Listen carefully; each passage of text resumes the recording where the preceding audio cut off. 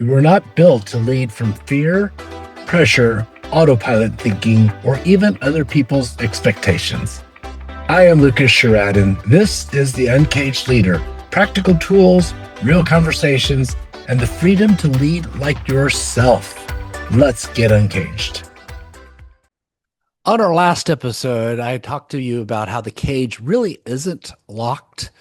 Today, I'm going to hand you the key. And for me, this key was massively important once I started to understand that I was behaving not by choice, but I was behaving based upon autopilot thinking. This key helped me get to another level of freedom, helped me get to another level of achievement, helped me start doing the things that I felt like were deeply impressed inside of my being that previously I was unable to do. So remember, the last time we talked about this, the last time someone on your team disappointed you, a missed deadline, a drop ball, a conversation that went sideways, think about what was the first thing that you told yourself about that person? Really, seriously, think about it. Think about the last time you had a conflict, the last time you were in a moment where you had two perspectives butting up against each other, the last time somebody pulled out in front of you in traffic. Sometimes it's not even a conversation. The last time somebody did something that appeared in the news. Stop. What was the thing you told yourself about that person? Now think about this. The last time we talked about the story model that I introduced or that I talk about in the Uncaged Leader, at 12 o'clock, something happens. At 2 o'clock on this metaphorical clock, on 2 o'clock, we have a reaction. Somebody pulls in front of you. You have an immediate like, oh my gosh, that jerk, that whatever, or wow, how could they do that? Did they not see me? Do I not matter? Whatever it is, at 2 o'clock, we have a reaction. At 4 o'clock, we start to form an opinion. We make a judgment. Gosh, that person's a bad person. That person's inconsiderate. That person's rude. That person's not taking my perspective into account. Do I not matter? We start to form an opinion. We like it. We don't like it, etc.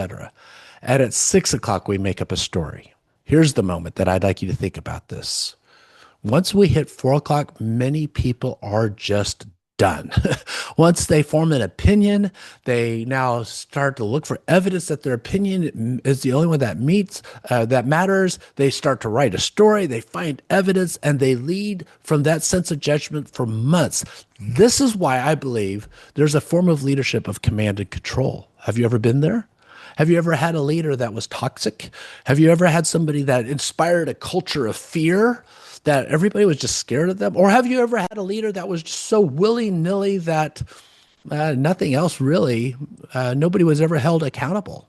I want to ask yourself, what was the story that they were telling themselves? What was the story that was going on in their mind? I think of a time where I have assumed people were doing things for reasons that really weren't true. You may want to think about this. He or she with understanding is he or she with the power.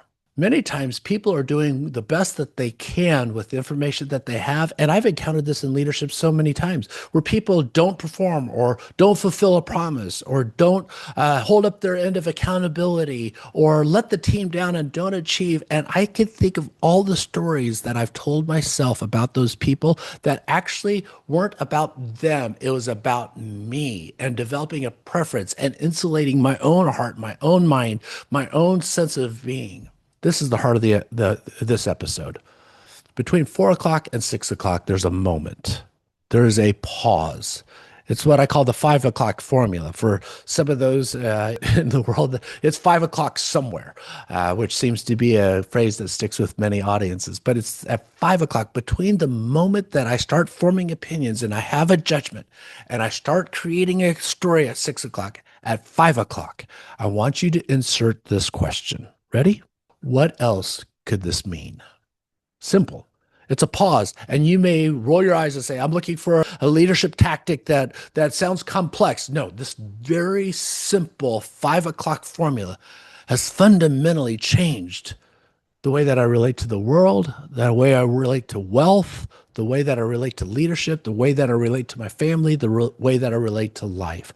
What else could this mean? I want you to be careful. This isn't just positive thinking. This isn't just a name it and claim it. This isn't just a, if I think it, then it will be. And we could have that conversation later. But what this is, it's curiosity.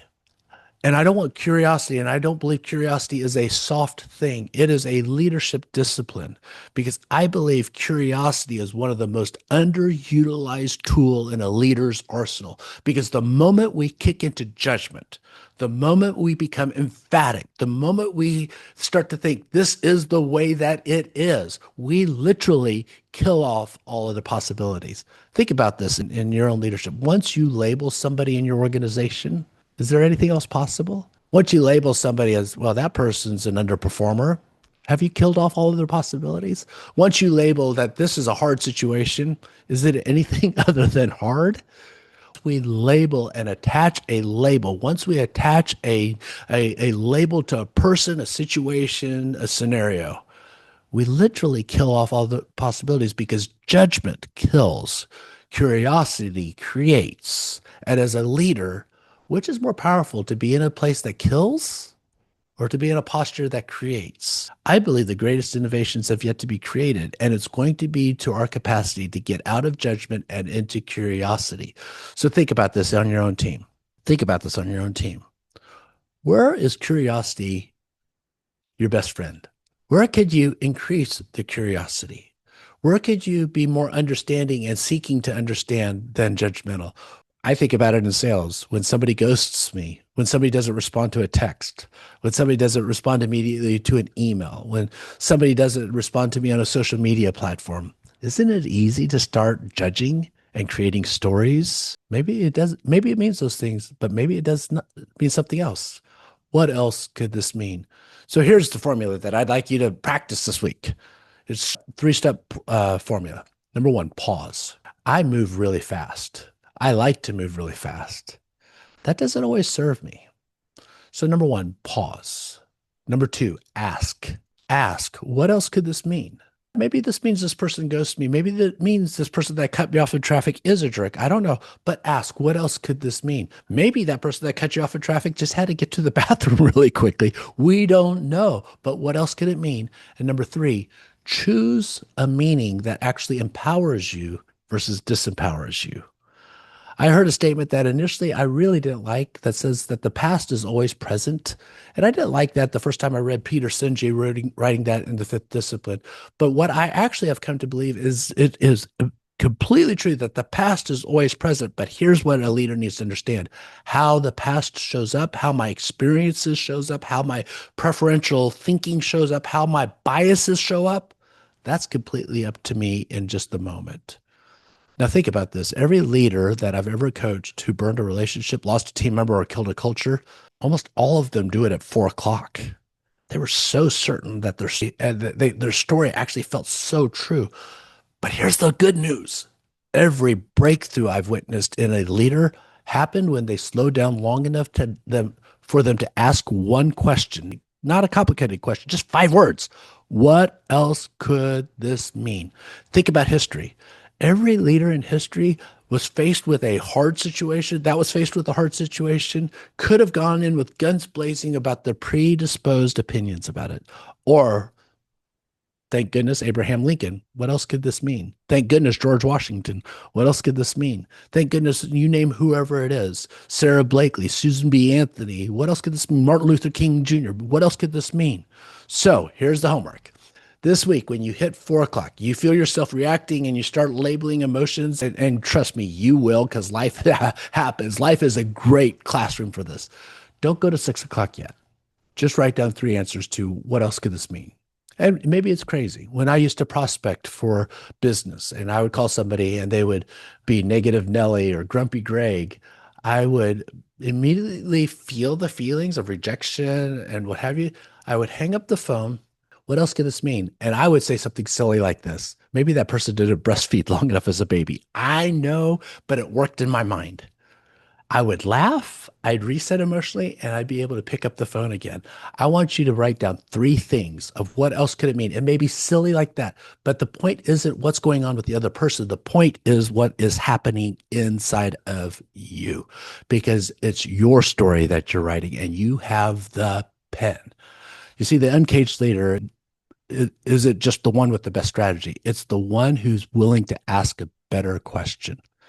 Next time, we're going to talk about the evidence loop, why your brain is already working against you, and how to catch it. I want to encourage you this week. What else can it mean? Be aware that we tell ourselves a story. Be aware that we can get into curiosity instead of judgment and see what happens.